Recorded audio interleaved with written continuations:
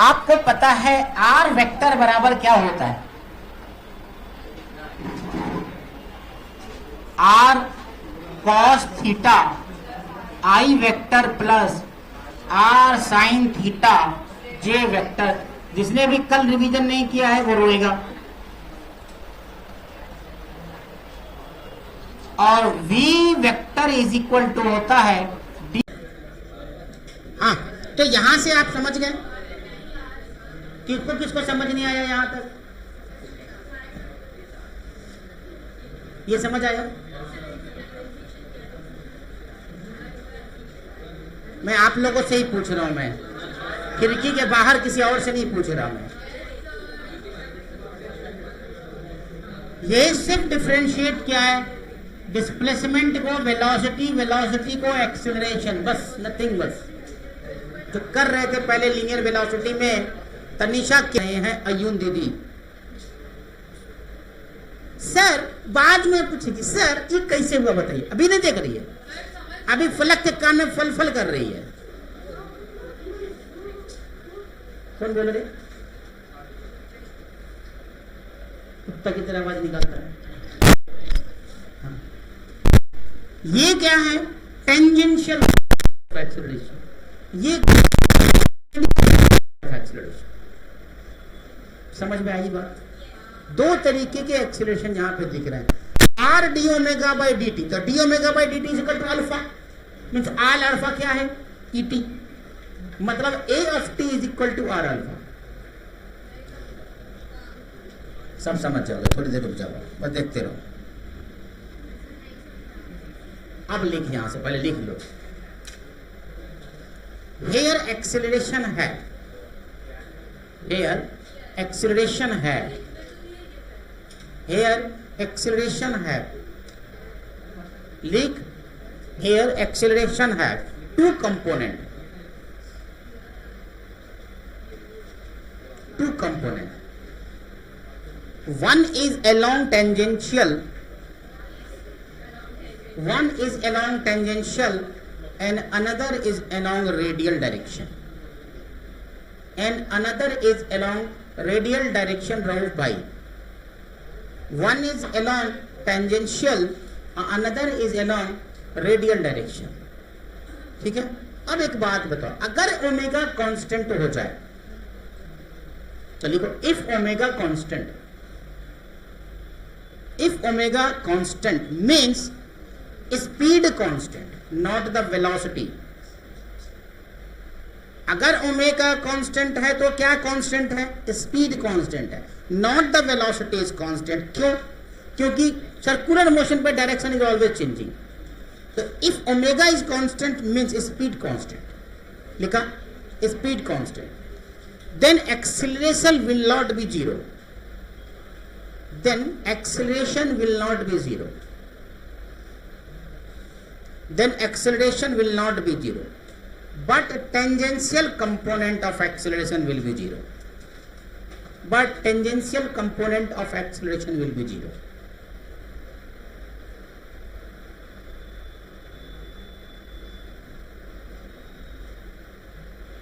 when speed changes, उसी में full stop के बाद, when speed changes tangential acceleration will come out।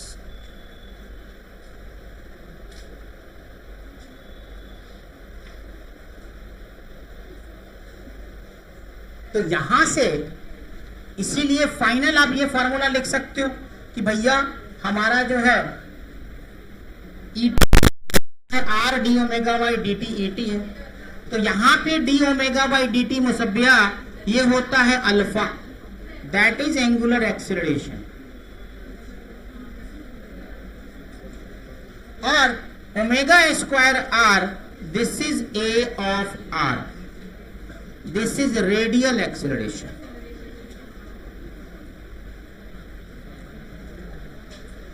Omega square आपने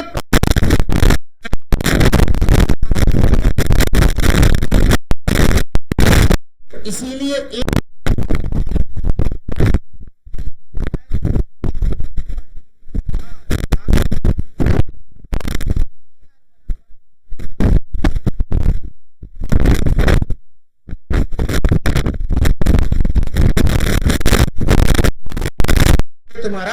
रेडियल एक्सेलरेशन। आप बोला यूं क्या समझ नहीं आया? रेडियल एक्सेलरेशन तो लिखा हुआ ऊपर में, ये फॉर्मूला निकाल दिया वहां से। Omega square R is the radial acceleration और V square by R is the radial acceleration. क्यों? क्योंकि ओमेगा बराबर वी बाई आर होता है। तो काट कूट के निकाल दिया वापस। तो ये दोनों फार्मूला तुम लिख सकते हो कि अगर कहीं पर आपसे पूछे कि रेडियल एक्सेलरेशन क्या होगा, तो ओमेगा स्क्वायर आर और वी स्क्वायर बाई आर आप दोनों कह सकते हो। अलग अलग जगह पे अलग अलग यूटिलाइजेशन। और ये किस बात के लिए रेस्पॉन्सिबल है? It is responsible for, it is responsible for direction changes। और डायरेक्शन चेंजेस के लिए कौन सा? रेडियल है। अब ध्यान दो ना, कोई सर्कल पर अगर कोई बॉडी चल रही है तो इसको घुमा कौन रहा है? अंदर वाला force.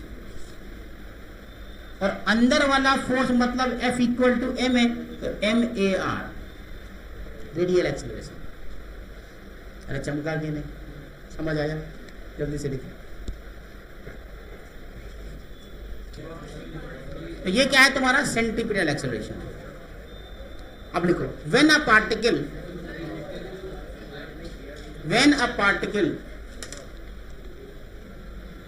Moving with constant speed in circular path, moving with constant speed in circular path, its magnitude is constant, its magnitude is constant। तो वहां चलो लिख, एक लाइन छोड़ करके। when a particle is moving with constant speed in circular path, its magnitude is constant but its direction is continuously changing, but its direction is continuously changing, but its direction is continuously changing, but its direction is continuously changing means having acceleration, means having acceleration।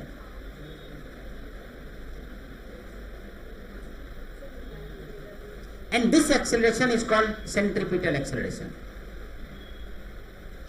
तो जो acceleration direction को बदलने का काम करता है ना, वो डायरेक्शन, वो लगातार चल रहा है, डायरेक्शन को बदल रहा है। सिंपल सी बात है, अगर तुम कोई एक ये ले लो, रस्सी में एक पत्थर बांधो, ऐसे घुमाओ, तो अंदर की तरफ हमेशा एक फोर्स लगता है, and that force is centripetal acceleration, centripetal force. और उसके साथ जो एसोसिएटेड एक्सेलरेशन होगा वो सेंट्रीपिटल एक्सेलरेशन। अब चूंकि ये घूम रहा है और ये कांस्टेंट स्पीड से घूम रहा है, तो ऐसा मोशन सर्कुलर मोशन तो है, बट ये यूनिफॉर्म सर्कुलर मोशन है। ये क्या है? यूनिफॉर्म सर्कुलर मोशन है। अब कांस्टेंट स्पीड से लगातार कोई बॉडी है, पार्टिकल ऐसे घूम रही है, कांस्टेंट वेलोसिटी नहीं बोल रहा हूं मैं, हमेशा ध्यान देना, कांस्टेंट स्पीड से ये घूम रहा है। अब कांस्टेंट स्पीड से अगर घूमेगा तो इसका मतलब सर्कुलर मोशन जो क्या कहलाएगा? Uniform circular motion. तो देखो, hence motion is known as uniform circular motion, motion is known as uniform circular motion.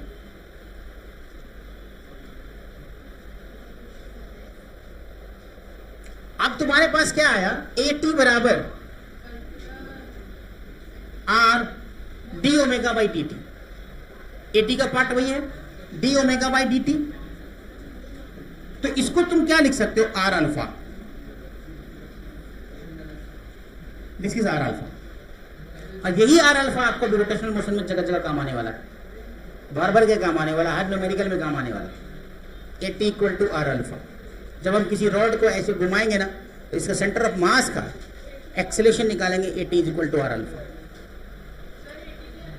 Tangential acceleration. और इसको कहते हैं टेंजेंशियल एक्सेलरेशन।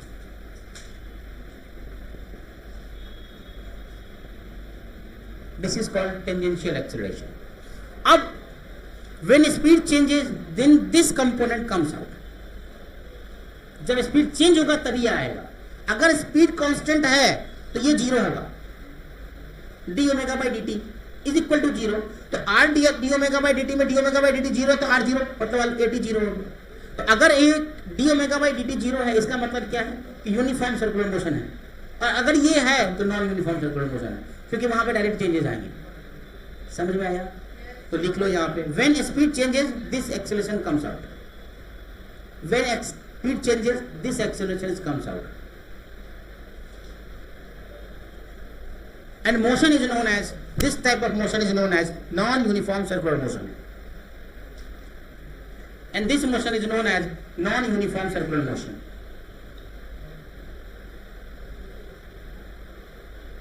और इस वाले का टेंजेंशियल एक्सेलरेशन का डायरेक्शन किधर होगा, या तो पैरेलल और एंटी पैरेलल टू वेलोसिटी।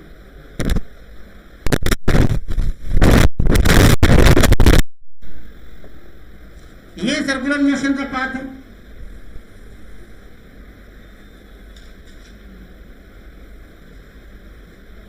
यहां पे तुमने एक टेंजेंशियल एक्सेलरेशन ऐसे ड्रॉ किया, तो क्या ये पैरेलल और एंटी पैरेलल टू वेलोसिटी है ना? तो लिख सकते direction of tangential acceleration is parallel और anti parallel to the velocity.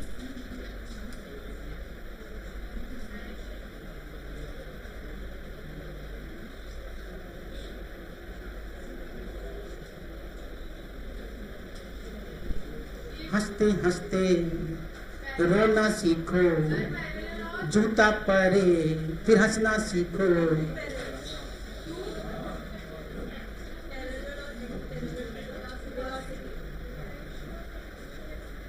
पढ़ना है तो हंस के पढ़ो, जीवन में पढ़ने का काम नहीं, केवल हंसने हम यहाँ आए हैं,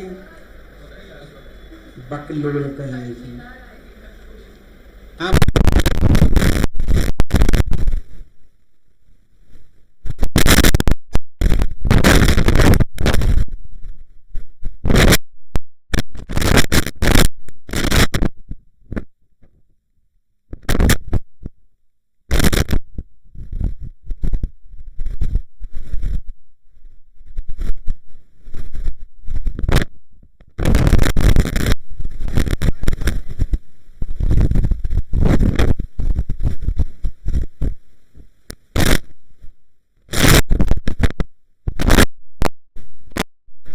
समझा? छाप जल्दी से।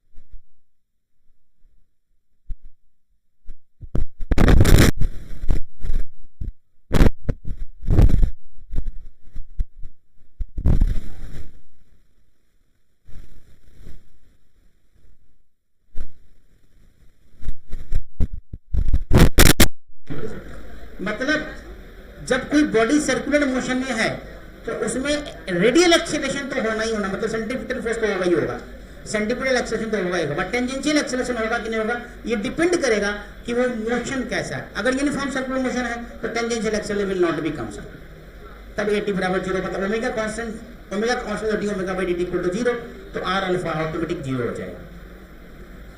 चमका कि नहीं? तुमको समझ आया? नहीं समझ आया? मैंने क्या बोला कि अगर ये कोई बॉडी सर्कुलर मोशन में है तो एक बात ध्यान रखना कि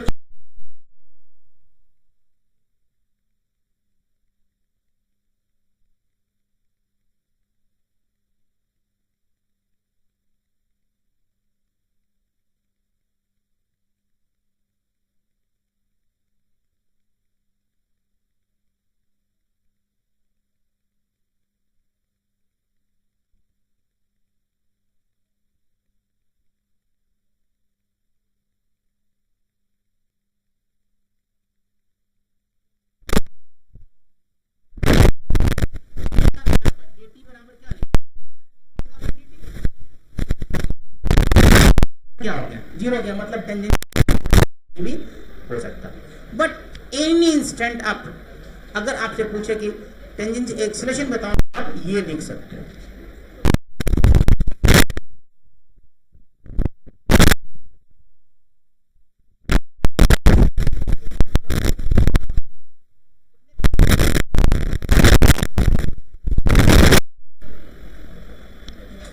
एक मेथड और बता दे, v equal to omega cross r vector, यही पढ़ा है तुमने। अब अगर dv बाई dt कर दें तो क्या मिलने वाला है, कौन बताएगा मुझे?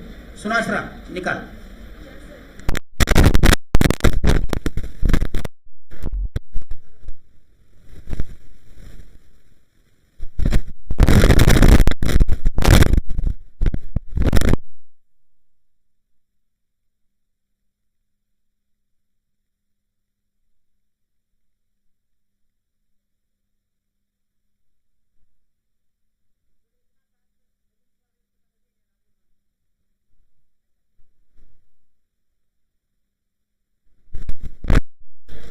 क्या बोलते? This is radial acceleration, A R है, ये क्या है भाई, ए टी है। जब बता रहे होते तो कहां रहती हो, क्या चीज, कहां डी ए, कहां omega D A by D T, कहां डी ए लिखा हुआ है?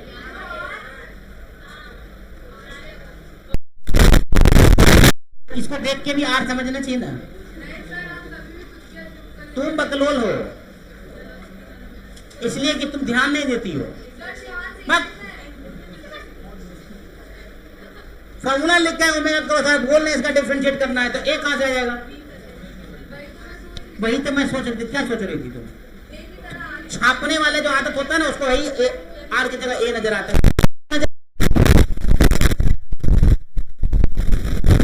नजर आया क्या? ये तुम क्यों नजर आया? यू आर छापिंग technology, that's Y.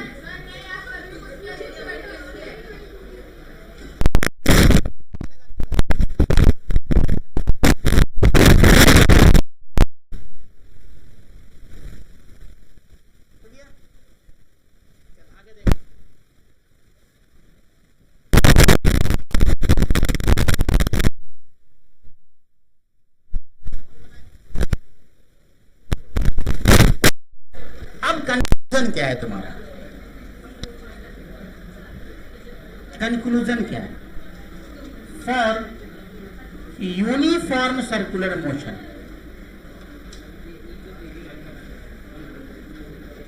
Uniform circular motion, for ठीक है, यूनिफॉर्म सर्कुलर मोशन में तुम क्या लिख सकते हो? v कांस्टेंट है ना, मतलब v constant speed, constant speed, speed मतलब ओमेगा कांस्टेंट, मतलब ओमेगा कांस्टेंट। अगर ओमेगा कांस्टेंट है तो क्या चीज हो रहा है यहां पे? D T zero, D omega by D T is zero. समझ में आया? और अगर डी ओमेगा, वही बात किया था उसको फाइनली लिख रहा हूं, A T equal to zero.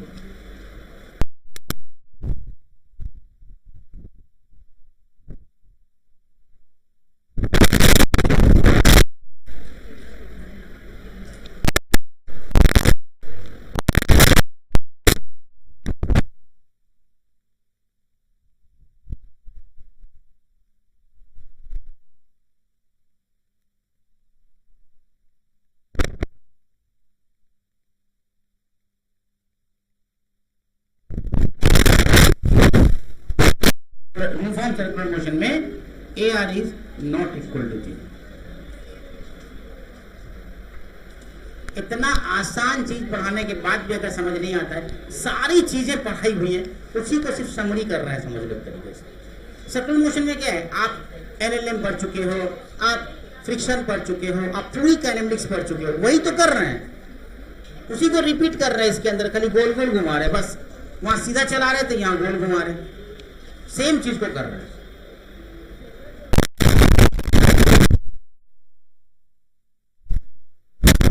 अगर आपके पास dv बाई dt लिखा हुआ है और इसका मैग्नीट्यूड लेते हैं, dv बाई dt का मैग्नीट्यूड लेते हैं, तो ये क्या है? ए नेट है, ये ए नेट है। और ए नेट क्या है इस कंडीशन में? ए आर है। ए नेट मतलब ए आर।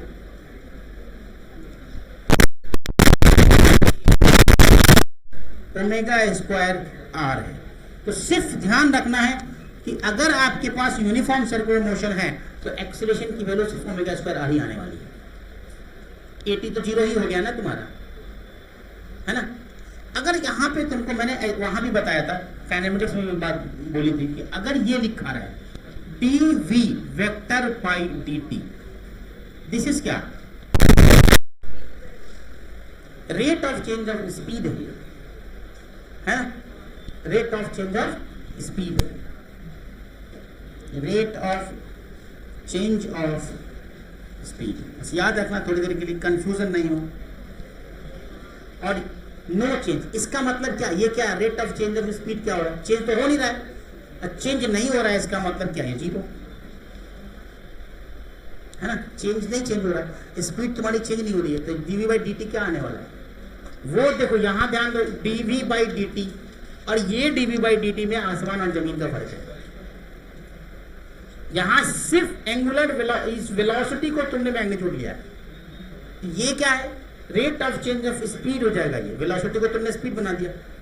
और यहां क्या है? पूरा का पूरा नेट एक्सेलरेशन है, dv बाई dt। ये बातें आपको ध्यान में रहनी चाहिए।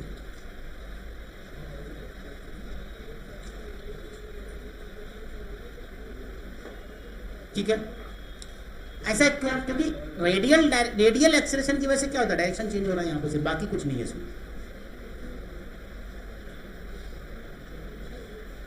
अगर d omega by D T है तो कोई तुमसे ये पूछ दे कि क्या एक्सेलरेशन कांस्टेंट है क्या? अगर d omega by D T 0 है ना, तो एक्सेलरेशन कांस्टेंट है क्या? नहीं, एक्सेलरेशन इज नॉट कांस्टेंट।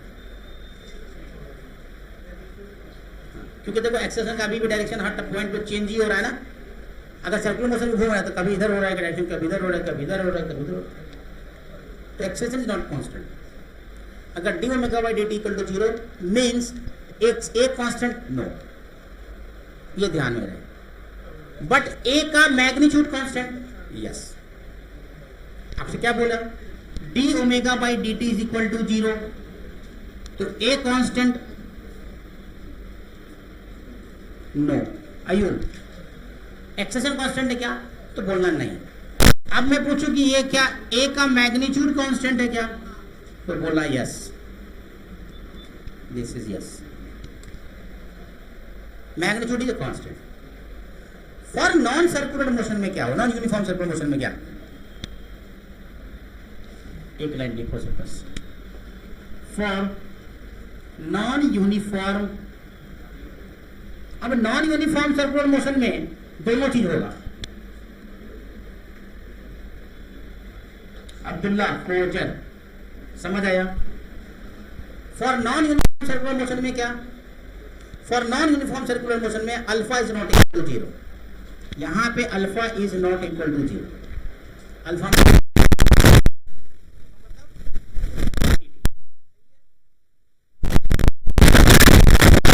देख सकते हो, D V vector by D T, ये चीज लिख सकता है, D V by D T. Magnitude velocity का मैग्नीट्यूड लिया मैंने, तो क्या मिलेगा? स्पीड। तो स्पीड बराबर क्या हो जाएगा? 80। अरे यही तो 80 है ना, दैट इज अल्फा आर। ठीक है, अरे क्षमता की नहीं, इजी बात है, ये सब कुछ नहीं है। जेबा क्लियर है? नहीं समझ आया? कहाँ मायने से? अरे तो सुनासरा वाला डाउट पूछिए। हाँ, नहीं पूछना, तो बिना पूछे तो कुछ रहना मत, गुस्सा नहीं होने का। क्वेश्चन दिख गया? ए बराबर d by D t square plus a t square, non uniform circular motion में AT इज नॉट जीरो, मतलब अल्फा इज नॉट जीरो, है ना, अल्फा नॉट जीरो, तो यह ए नेट बराबर डी बाई डी टी का magnitude a r square plus AT square हो जाएगा।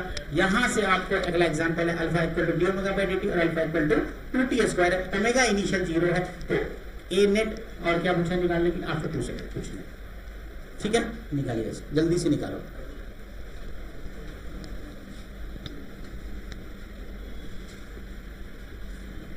आपके पास क्या फार्मूला दिया हुआ है,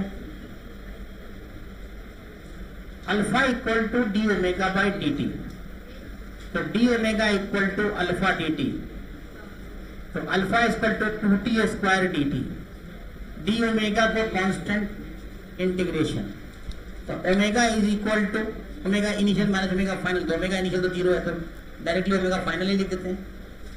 omega final is equal to 2 बाहर आ गया, t का पावर 3, 0 से 2, t का पावर 3/3, 0 से 2, तो यहाँ 2/3 इंटू 8 माइनस 0, 16/3,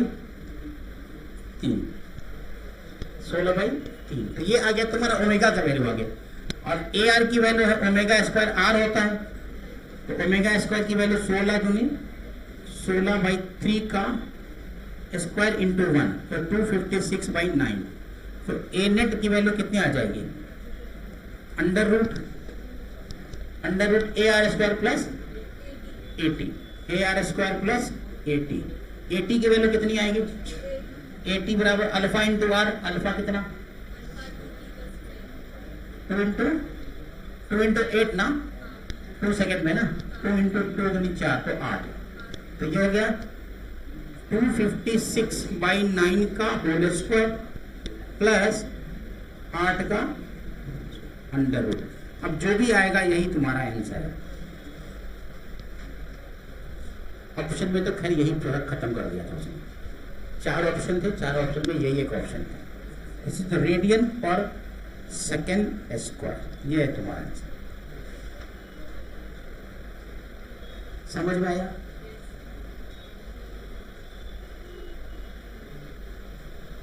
चिट्ठी आई है चिट्ठी आई है, हम बेवतनों को याद, पापा की चिट्ठी आई है, उसमें जूते से पिटाई है। एग्जाम्पल,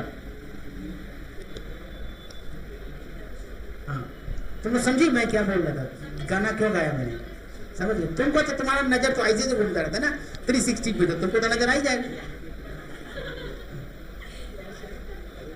हम पढ़ने वालों को याद, वतन की मिट्टी आई है ना, पापा के जूते की मिट्टी आई है।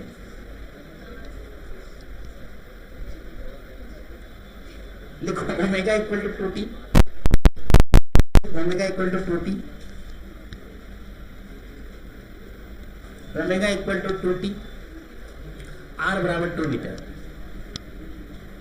Are is equal to 2 metre, omega बराबर 2t, आर बराबर find the time when rose by time when, find the time when angle between AR and A net become 37 degree. Find the time when angle between AR and A net become 37 degree. Omega बराबर 2t, तो d omega by dt equal to 2 है ना, alpha बराबर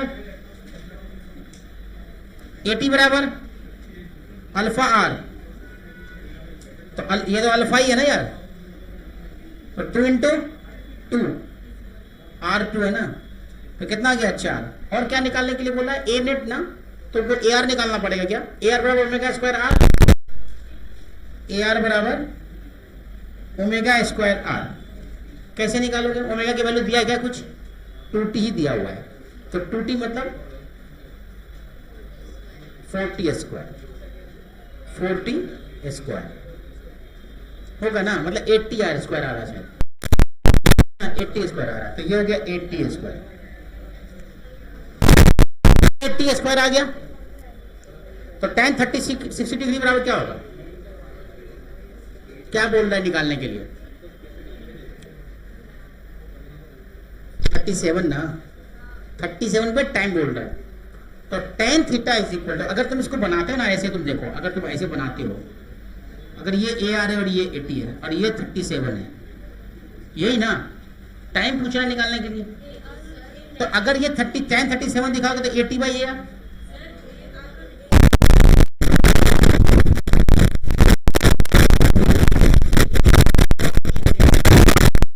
A net कहाँ है, यहाँ है, तो इन दोनों के 37 कहाँ पूरा लिया है, तुमको दिख गया होगा यार। भावनाओं को समझा करो यार।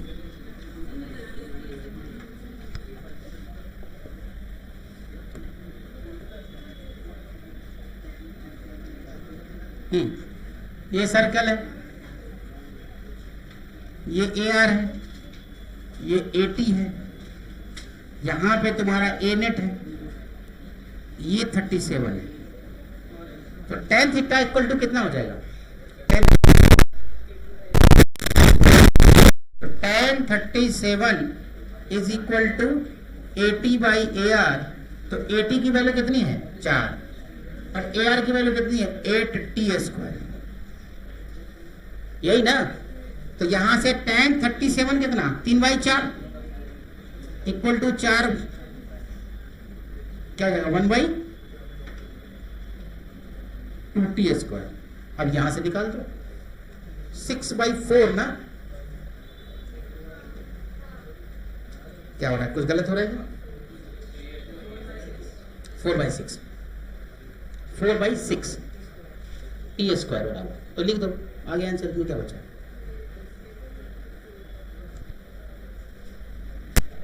अरे हटा नहीं, चल अब t² बराबर क्या, t² तो उलट जाएगा ना 2/3, तो t इक्वल टू √2/3, ये आ गया तुम्हारा आंसर, यही है ना answer. An aircraft executes a horizontal loop of radius 1 kilometer. An aircraft executes,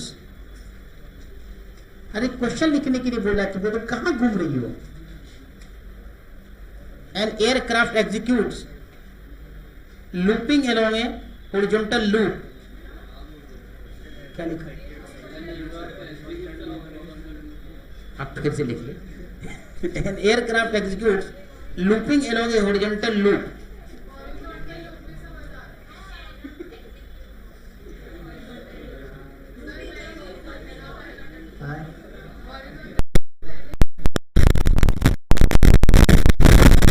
Executes looping along a horizontal loop of radius 1 kilometer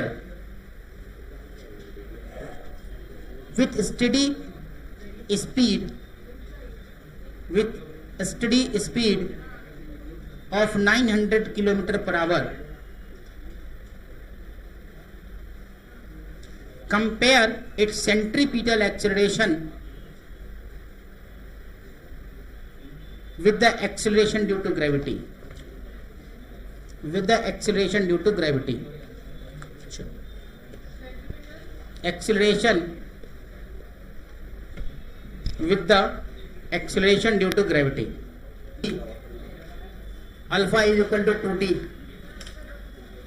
Alpha is equal to 2t. Omega I equal to 0. Omega I equal to 0. R बराबर 1. R equal to 1. R equal to 1. Find out the angle between A net and AR after 2 seconds. Same सवाल है क्या? नहीं, अब उल्टा है. Find out the angle between A net and AR after 2 seconds. सबका बन गया. देखो कितना तुमको इतना अच्छा पढ़ाई के सब सवाल बन रहे हैं तुमसे, है ना. अल्फा बराबर 2t ना, तो D omega by D T equal to 2t, तो डी ओमेगा बराबर 2t dt, यही है ना. अरे यही करना था क्या. तो ओमेगा इक्वल टू कितना हो जाएगा 2/2 ना. 2t है कि 2t² है, 2t है ना सर.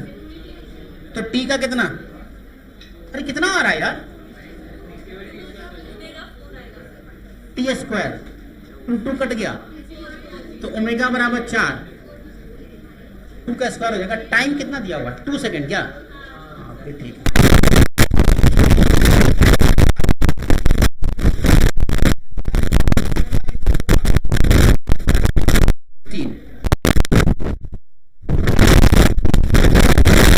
एटी बराबर अल्फा आर और एटी बराबर अल्फा आर। अल्फा की वैल्यू कुछ दिया है क्या, 2t, तो 2 इंटू टी कितना 2, आर कितना 1, तो यह आ गया 4। तो tan थीटा बराबर AT by a are, eighty कितना 4, ए आर कितना 16, तो कितना हो गया 1/4। Theta equal to tan inverse 1/4। That is your answer. अयुन समझ में आया? फार्मूला बेस्ड है, ध्यान से तेरा नहीं समझ आया तो पूछना, डांटेंगे नहीं हम, पूछना।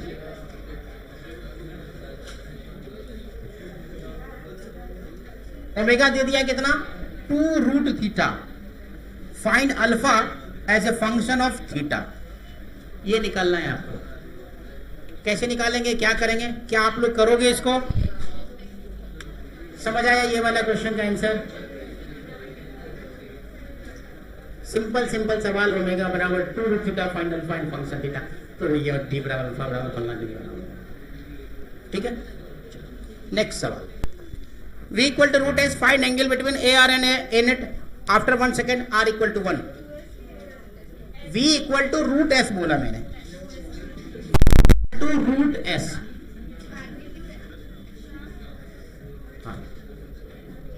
Find angle between a r and a net after 1 second, r equal to 1 metre, r equal to 1 metre बनाइए। एटी बराबर क्या, dv by D t, dv by D t, dv by d S and d s by D T.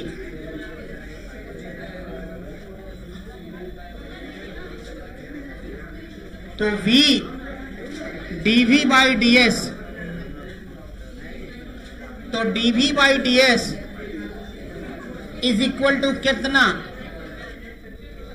d of s का power half by d s, 1/2 s का power 1/2 minus half 1/2 root s। तो 80 is equal to कितना, 80 is equal to कितना आ गया ये, तो root s into 1/2 root s. Root s ने root s को मार डाला तो 1/2, 80 की वैल्यू 1/2 आ गई। लेकिन आपको क्या निकालना है, आर, और आर निकालने के, सॉरी ए आर, यही पूछा है ना क्वेश्चन में, A r and a net. तो ए आर निकालने के लिए क्या करोगे, ओमेगा स्क्वायर आर, और ओमेगा स्क्वायर निकालने के लिए क्या करोगे, अल्फा बराबर D omega by D T. अरे समझा कि नहीं? नहीं समझ। फार्मूला लगाओ, दिमाग में बनाओ, कुछ है नहीं।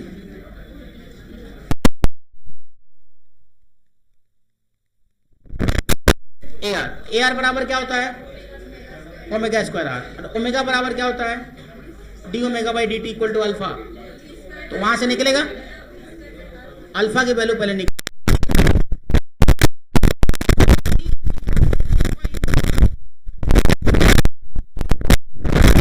अल्फा इंटू आर, तो अल्फा बराबर 80 बाई आर, तो 80 1/2 और इंटू 1/2, तो 1/2 आ गया अल्फा की वैल्यू। और अल्फा बराबर D omega by D T,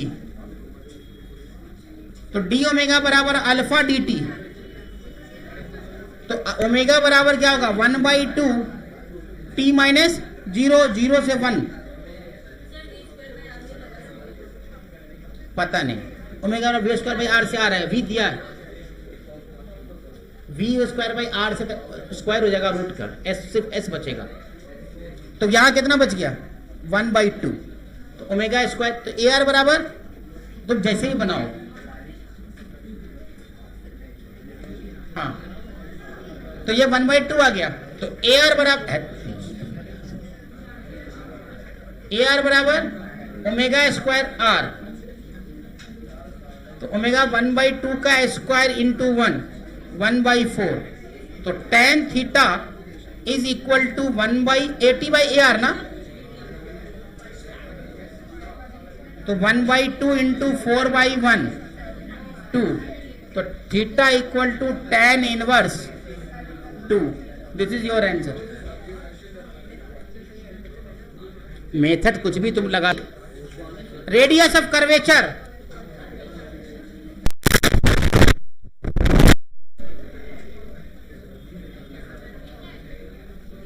कुछ भी है. रेडियस ऑफ कर्वेचर,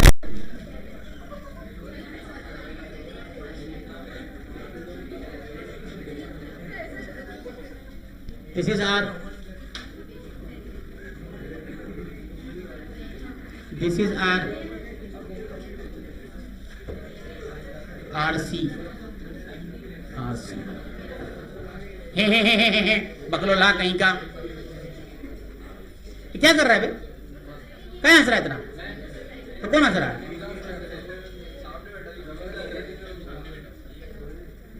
अजीब हाल है तुम लोग का यार, गधुल लची कहीं के. हाँ, less radius of curvature more curve. जहां पे रेडियस ऑफ कर्वेचर ज्यादा होता है वहां पे अच्छा कर्व होता है, बड़ा कर्व होता है, मतलब मोर कर्व. तो क्या लिखोगे? Less RAC means more curve. Less, यहां लेस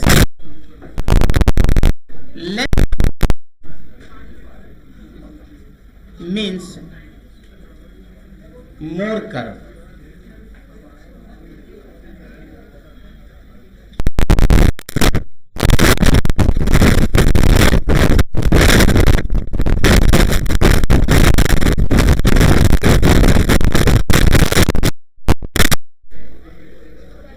अब आर जो होता है, आरओसी जो रेडियस ऑफ कर्वेचर है, उसका खाली फार्मूला याद रखना, कोई डेरिवेशन नहीं. हाँ, बस सिर्फ फार्मूला याद रखना, बाकी कुछ नहीं है इसमें.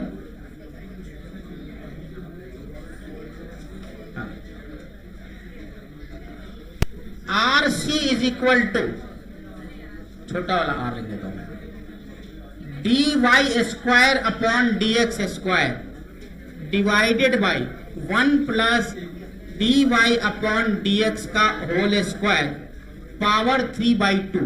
कोई इस्तेमाल शायद मुझे अभी तक इसका दिखा तो नहीं है, लेकिन अब इसको दिखाता हूं कि क्या होगा इसमें. डी स्क्वायर वाई उल्टा लिखा गया, d square y upon d x square. कुछ समझने का जरूरत भी नहीं है, बस कोई मतलब नहीं. हाँ, पावर 3/2. अब एक्चुअल फार्मूला ये तो खाली मैथमेटिकल कैलकुलेशन है बस. ये स्लोप होता है, dy by dx क्या होता है? स्लोप होता है. बेसिक मैथ तो याद नहीं हुआ तो कैसे समझ पाओगे क्या है? अभी तुमको इधर समझना था, मगर तुम उसके पीठ को समझा रही हो, इसीलिए नहीं समझती हो तुम. जिस वक्त समझना होता है उस वक्त दिमाग कहीं और रहता है. खाली ऐसा हल्का सा लोला छोड़ दी कि समझ नहीं आया, उसका उसमें लग गई, मेरे को समझ नहीं आया.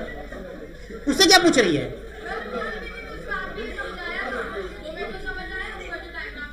क्या समझ में आया तुमको? ये क्या है? क्या होता है dy by dx? इसलिए बकलोल कहते हैं ना तुमको. ये dy by dx स्लोप होता है. कल समझ नहीं.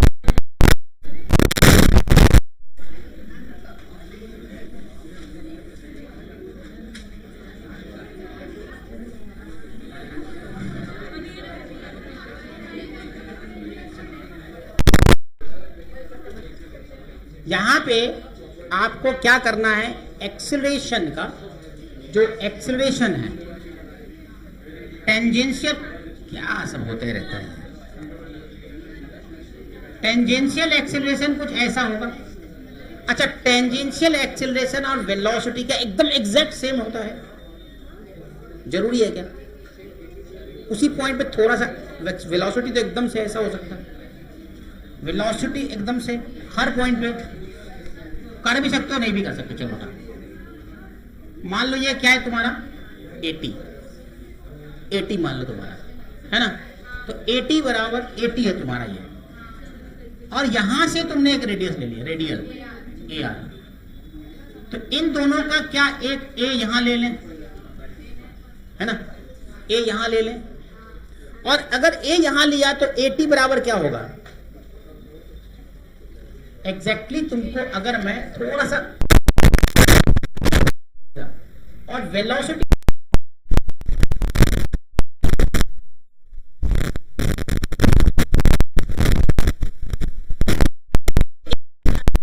अगर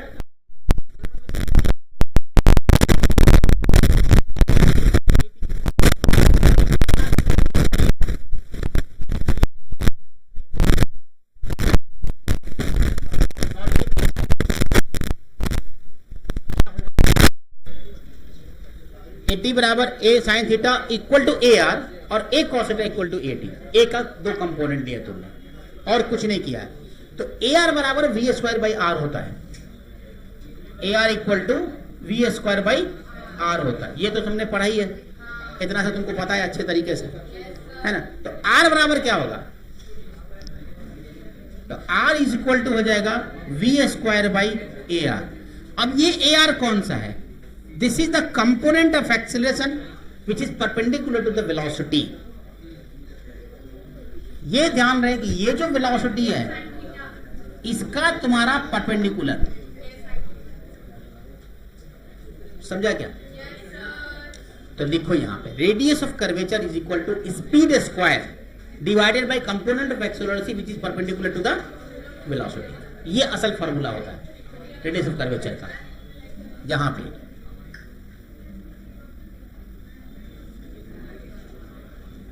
तो यहां से तुम लिख सकते हो R C is equal to speed का square divided by component of acceleration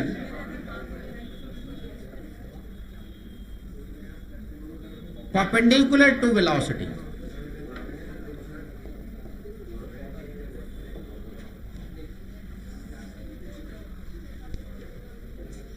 Faiz Multani, बहुत ज्यादा बोल रहे हो तुम।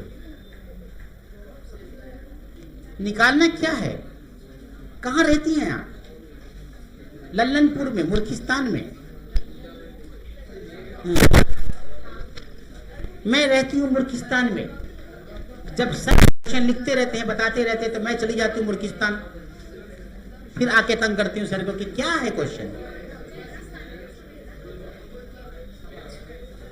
पूछा मैंने कि यहां से आपको रेडियस ऑफ कर्वेचर निकालना है एट पॉइंट P पे। ये P मान लो, चलो कितना होगा? बी स्क्वायर बाई 10 है तो वैसे यार, हाँ 40 मीटर है, 40 मीटर।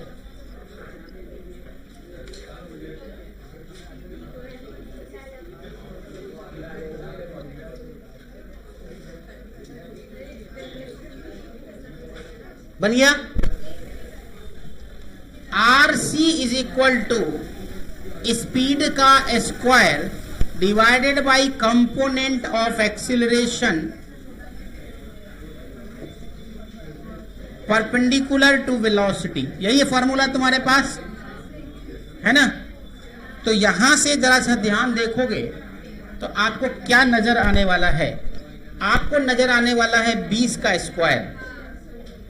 तो 20 का स्क्वायर मतलब 20, और component of velocity is 10। Simple नीचे का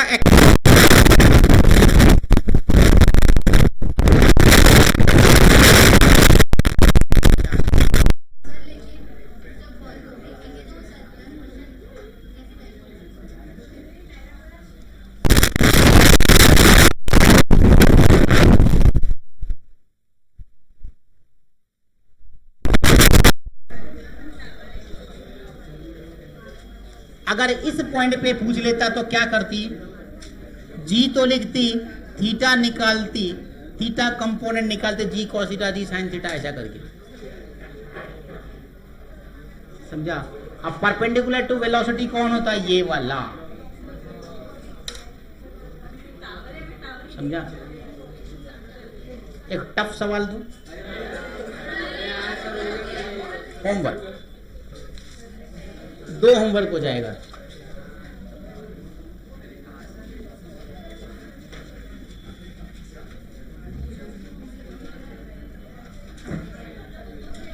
ये तुम्हारा टावर है, अगेन टावर से तुमने बॉल फेंका 20 मीटर पर सेकेंड से, 20 मीटर पर सेकेंड से। Find RC at point q, point q.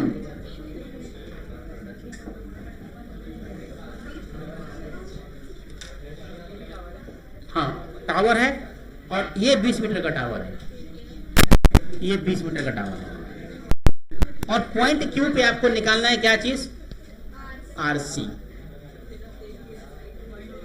Point. अब आपको निकालना है, ये कैलकुलेशन का खेल है बस, ग्राउंड जो समझो। आरसी अगर निकालोगे अगर इसको, तो ये तो घूम जाएगा ना पूरा,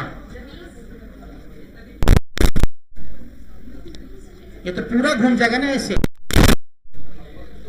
तो आरसी अलग अलग तो नहीं होगा, मतलब आरसी निकालना चल रहा है ना, समझ आया। ये सवाल बना के लाना है, जिनके कॉपी में भी नहीं होगा नोटबुक में, उसको हम बाहर निकाल देंगे।